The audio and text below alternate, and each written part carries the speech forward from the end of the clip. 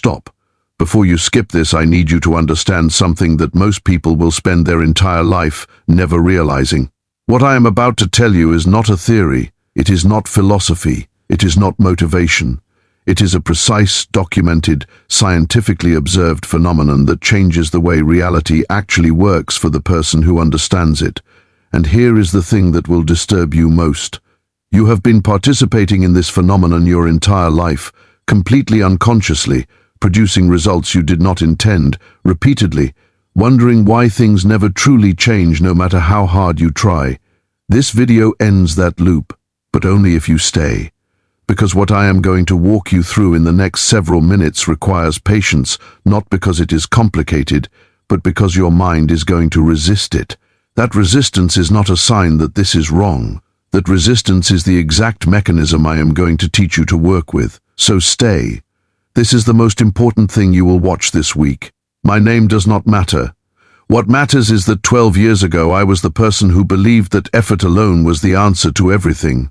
I worked harder than anyone in every room I entered. I planned. I optimized.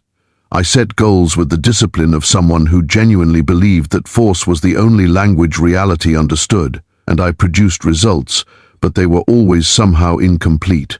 There was always a ceiling I could not break through, not from lack, of effort, from something I did not yet have language for. It was not until I encountered the intersection of modern neuroscience, quantum field theory, and the ancient philosophical figure of Sophia that everything restructured not just in my mind, but in the observable outcomes of my life. What I found was not mystical, it was architectural. Reality has a structure. Consciousness interacts with that structure in specific, measurable ways, and there are ancient wisdom traditions that map this interaction centuries before modern science caught up to it. That is what this video is about. Let us begin where the science begins. In 1927, a physicist named Werner Heisenberg published what became known as the uncertainty principle. Most people have heard of this. Almost no one understands its actual implication. The uncertainty principle states that the more precisely you observe the position of a particle, the less precisely you can know its momentum and vice versa. This is not a limitation of our measuring instruments. This is a fundamental property of reality at the quantum level. The act of observation changes what is being observed. Read that again. The act of observation changes what is being observed. This was so disturbing to Einstein that he spent years trying to disprove it. He could not, because it is true. Now, does this mean that you, looking at a rock, change the rock? Not in any dramatic way at human scale. But it means something far more important. At the foundational level of reality, consciousness and matter are not independent of each other. They are entangled. The boundary between the observer and the observed is not a solid wall. It is a permeable membrane. And once you understand that, you begin to ask a different question. The question is not, what is happening to me? The question becomes, what am I participating in? Here is where it gets specific. In 1944, Max Planck, the father of quantum theory, Nobel Prize winner, the man whose equations made the modern world possible, made a statement that most physicists quietly agree with but few publicly discuss. He said that he regarded consciousness as fundamental. He said that everything we call matter derived from consciousness, not the other way around. He was not speaking loosely. He was speaking from decades of work at the frontier of physics. Planck was not the last. David Bohm, one of the most respected quantum physicists of the 20th century, developed what he called the Implicate order, a theory that the observable universe is the unfolded surface of a deeper, enfolded intelligence. The metaphor he used was a hologram. In a hologram, every fragment of the image contains the information of the whole. Bohm proposed that reality works similarly, that the underlying field of existence contains the complete pattern, and what we experience as physical reality is its projection. This is not New Age speculation. This is peer-reviewed physics from one of Einstein's closest colleagues. So when ancient traditions say that consciousness precedes matter, that awareness is the ground of existence, not a product of it, they are not contradicting science. They are using different language to describe what physicists have been mapping mathematically for a century. Now, this is where Sophia enters. And I need to introduce her properly because if you have heard the name Sophia in spiritual contexts before, you have almost certainly heard an incomplete version of her. Sophia is a Greek word that means wisdom, not casual wisdom, not motivational wisdom, but a specific category of intelligence that the ancient world treated as a philosophical principle, even a cosmic force. She appears in Hellenistic philosophy, in Jewish mystical texts, in early Christian Gnostic traditions, and in Neoplatonic thought. In the Gnostic Gospel of Truth, a 2nd century text discovered in Egypt in 1945 as part of the Nag Hammadi library, Sophia is described not as a goddess to be worshipped, but as a principle of awareness, the intelligence through which the universe comes to know itself.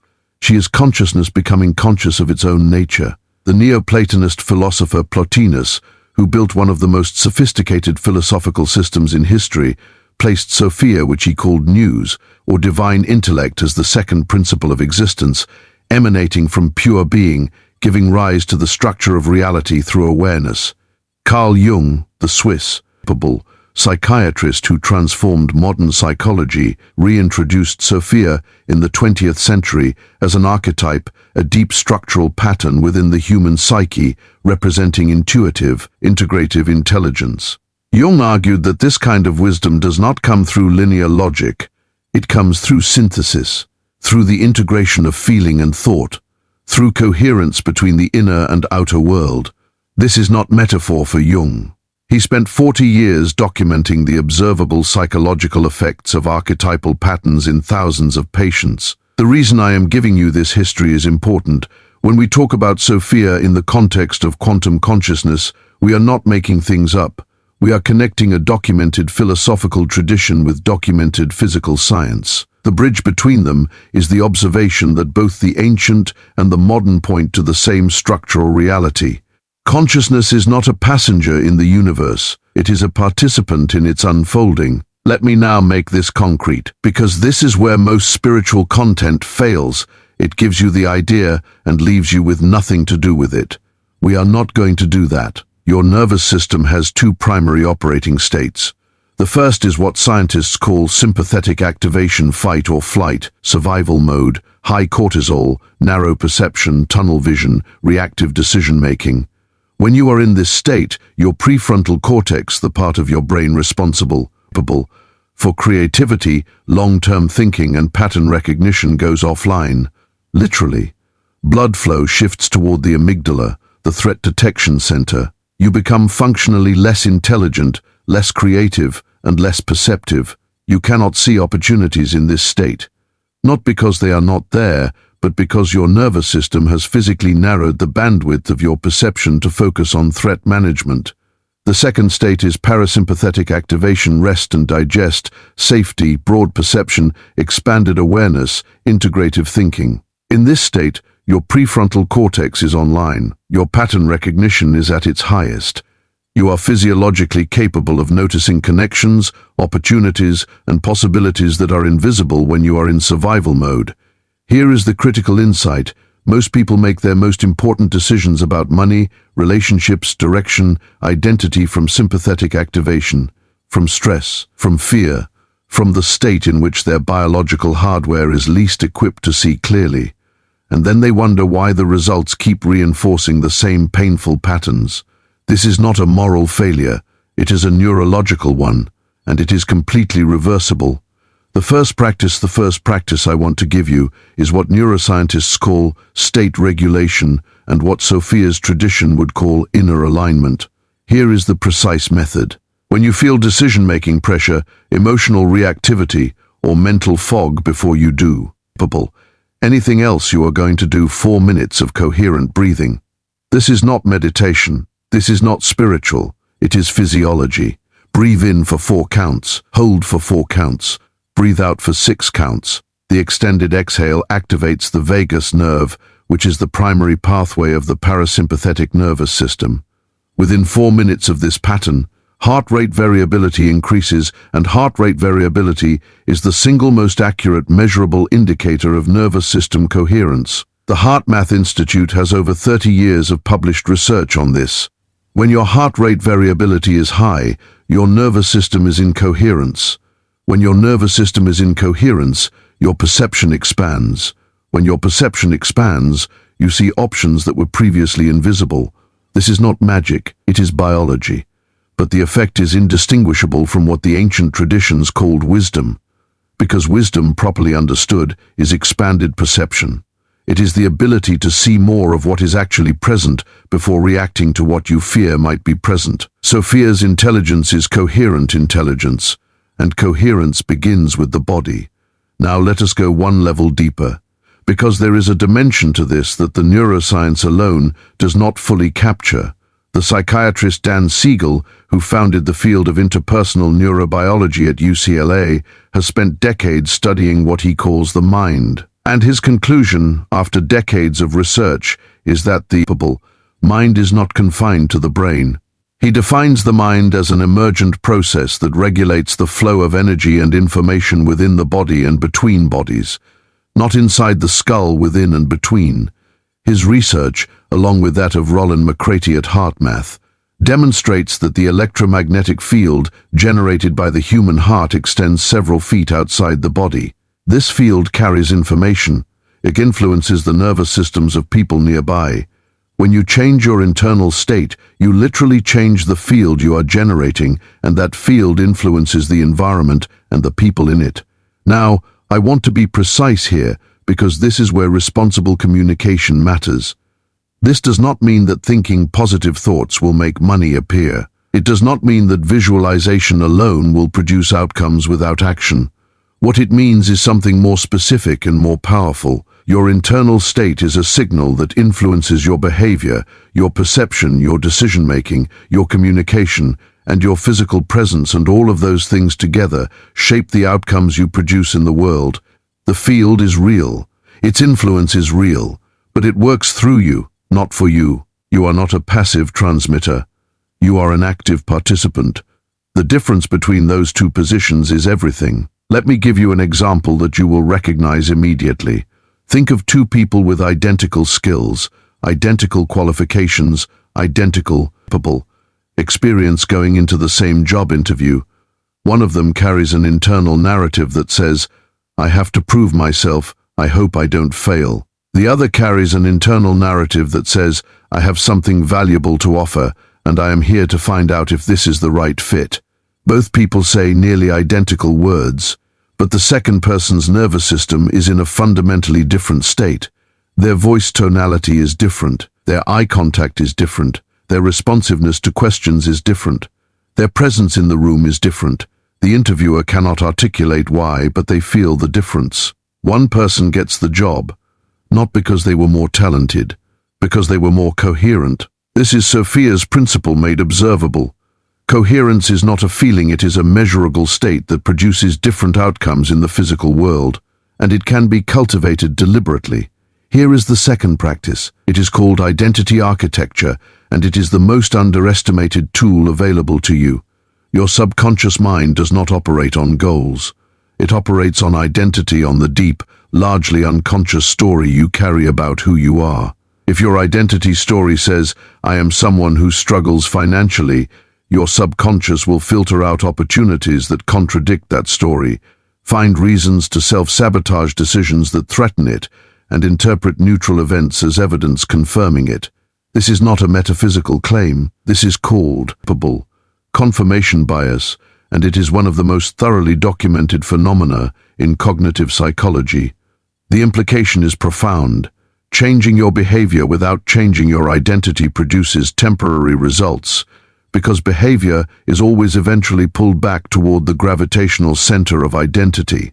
But when you change the identity, the deep, repeated, embodied story behavior changes naturally, without constant willpower expenditure. Here is how you do it. Every morning, before any input from screens, news, or other people's demands, you spend 5 minutes writing 3 sentences in first-person present tense that describe the person you are becoming.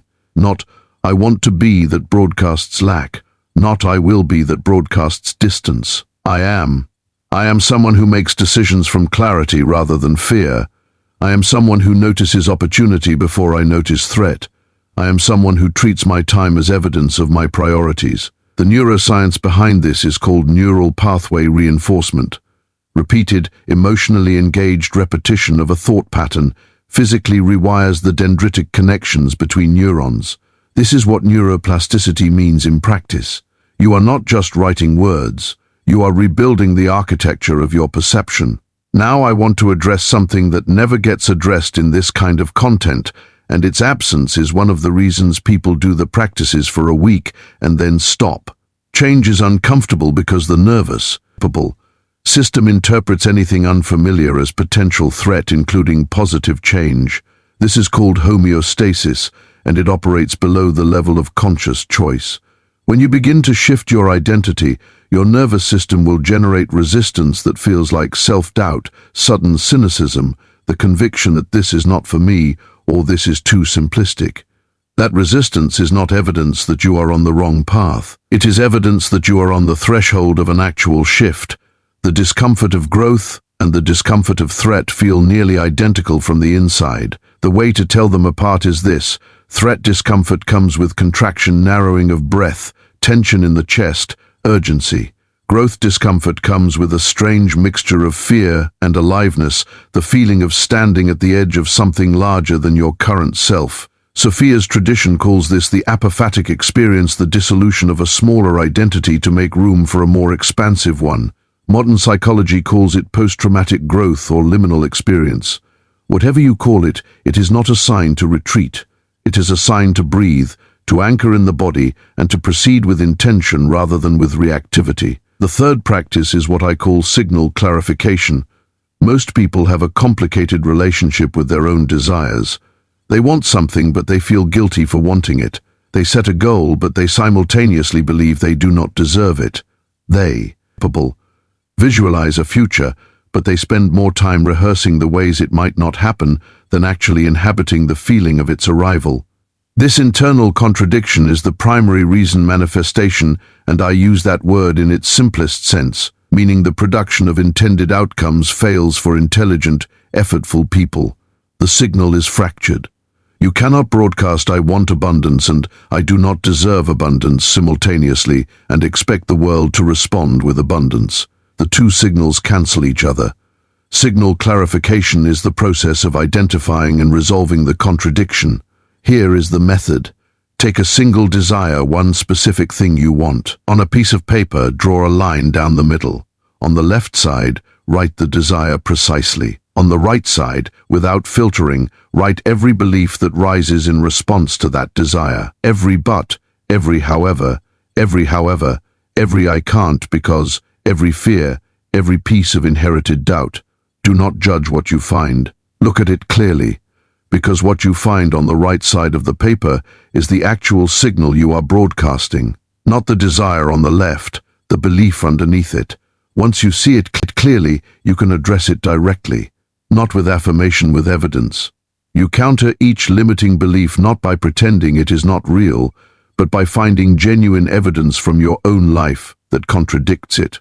Real evidence, remembered experiences where you demonstrated the opposite of the limiting belief. This is not positive thinking.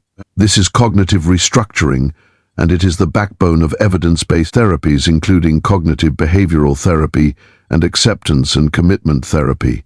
When you clear the contradiction, the signal unifies, and a unified signal, backed by embodied practice, is extraordinarily effective at producing alignment between intention and outcome. Let me now speak to something that exists beneath all of these practices, something that I believe is the deepest contribution that Sophia's tradition offers to the modern world. We live in a culture that has declared war on the receptive dimension of intelligence. We celebrate action, output, production, velocity. We pathologize stillness, patience, intuition, and integration. We have built an entire economic system on the premise that value is produced only through doing and that being is wasted time. This is not just culturally impoverishing, it is neurologically destructive. The brain requires periods of low stimulation, what neuroscientists call the default mode network activation, to perform its most sophisticated functions: pattern recognition across long time horizons, insight generation, emotional integration, and the synthesis of complex information into coherent understanding. When you never allow yourself to be still, you permanently disable these functions. You become faster and shallower simultaneously. The outcomes you produce are technically competent and existentially capable, hollow. Sophia represents the recovery of the receptive intelligence, not passivity receptivity. The distinction is crucial. Passivity is the absence of engagement. Receptivity is active, attentive openness, the capacity to receive information from sources that are not loud, not obvious, and not rational. Your intuition is real. It is not mystical. It is your nervous system's capacity to integrate vast amounts of pattern recognition, data below the threshold of conscious awareness, and surface the synthesis as a felt sense. When you learn to listen to it not blindly, but as one legitimate source of data among others, your decision-making improves measurably. This is documented. Studies on expert intuition in fields from emergency medicine to mimicry strategy show that experienced practitioners make their best decisions not through deliberate analysis alone, but through a combination of pattern recognition and somatic signal, what the body knows that the analytical mind has not yet formalized. This is Sophia operating in real life. This is the feminine dimension of intelligence, not as a gendered concept, but as a functional mode of knowing that every human being, regardless of gender, has access to and is culturally trained to distrust. Reclaiming it requires practice. Here is the fourth and final practice, this the last and final practice I want to give you, and it is the simplest one. Once a day, not twice, not as a marathon session, once you sit in complete silence for 10 minutes. No phone. No. Music, no input. You do not try to meditate. You do not try to clear your mind. You simply sit and allow whatever arises to arise without acting on it. Thoughts will come. Let them. Emotions will surface. Let them. Discomfort will appear. Let it. You are training a specific capacity, the capacity to be present with your own inner landscape without immediately trying to fix, suppress, or escape it. This is the foundation of everything else. Because if you cannot be present with yourself in silence, you cannot access the deeper signal. You are too busy escaping it. The Gnostic texts describe Sophia as dwelling in the still point, not in noise, not in urgency, but in the moment when doing ceases and awareness simply is. You do not need to believe in Gnostic cosmology to find that description useful. Every contemplative tradition in human history, Buddhist, Hindu, Sufi, Christian, mystical, indigenous, independently arrived at the same conclusion. The deepest intelligence is accessed through stillness. That convergence, across cultures with no contact with each other, is one of the most compelling pieces of evidence available that they were pointing at something real. Here is what the integration of everything I have shared with you looks like in practice. You begin your day before the world has a chance to set your state for you. 4 minutes of coherent breathing, 5 minutes of identity writing, 10 minutes of silence. This is 19 minutes total, less than a third of the average commute, less than 2% of a waking day. In those 19 minutes, you have activated your parasympathetic nervous system, reinforced your chosen identity narrative, and cultivated access to your intuitive intelligence. You enter your day not reactive but oriented, not anxious but coherent, not unconsciously broadcasting the habitual frequency of your unexamined fears, but intentionally inhabiting the frequency of the person you are choosing to become. Then, once a week, you do the signal clarification practice. You pick one area of your life, career, relationship, finances, health, creativity, and you do the 2-column exercise. You surface the contradiction, you find the evidence against the limiting belief, and you upgrade the signal. This is not a dramatic process. It does not require retreats or ceremonies. It requires 20 minutes and a pen. Over weeks and months, the geometry of your life will shift. Not because the universe is magical, though the universe is extraordinary, but because you are changing the most powerful variable in your experience, the state from which you perceive, decide, communicate, and act. When the internal architecture changes, the external results cannot stay the same. This is not hope. This is structure. I want to close by returning to Sophia not as a concept but as an invitation. In the 1st century CE, the philosopher and Jewish thinker Philo of Alexandria wrote extensively about Sophia as the principle of divine wisdom embedded in creation, not above it, not outside it, but within the fabric of what exists. He described her as the means through which the infinite intelligence of existence makes itself knowable to finite, embodied human minds. When I read that now, I do not read it as theology. I read it as a description of consciousness, recognizing itself through the instrument of a human nervous system. You are not separate from the intelligence that organizes galaxies into spiral arms and mycelium networks into information webs, and the human brain into 100 billion connected nodes of experience. You are that intelligence, locally, specifically, temporarily, individually, and when you cultivate coherence, you do not create intelligence, you reduce the interference that prevents you from expressing the intelligence you already are. Sophia is not a figure waiting for you in some other dimension. She is the quality of awareness that emerges when you remove enough of the noise to hear what was always present. The work is not to become someone different. The work is to become more fully what you already are. Not loudly, not dramatically, precisely, consistently, every day in 19 minutes that most people will spend scrolling. Every week in 20 minutes that most people will spend avoiding the one question that matters. What am I actually believing about myself? And is it true? You made it to the end of this. That is not a small thing. Most people exit content like this. Within the first 2 minutes because it requires something from them, not money, not time, but the willingness to be changed by what they encounter. You stayed. That signals something about the quality of your attention and the seriousness of your intention. If you found this valuable, the most useful thing you can do is not just to subscribe, though, that helps this work reach more people. The most useful thing is to take the first practice and do it today. Today, not eventually. 4 minutes. Find out what happens in your body when your nervous system actually settles, because that experience, that moment of genuine coherence, is more convincing than anything I could say. The body knowing is different from the mind agreeing. What I want for you is the body knowing. Go find out what that feels like. The next video will take this framework into the specific domain of identity, not the philosophical concept, but the neuroscience of how self-concept is encoded, how it generates automatic behavior, and how to rewrite it at the level where the rewrite actually sticks. Subscribe so you do not miss it. And if you have a question, leave it below. I read them, and I answer the ones that would benefit everyone. Thank you for the quality of attention you brought to this. It matters more than you know. I personally researched, wrote, and prepared this video to bring your accurate and meaningful content. Subscribe for more original content.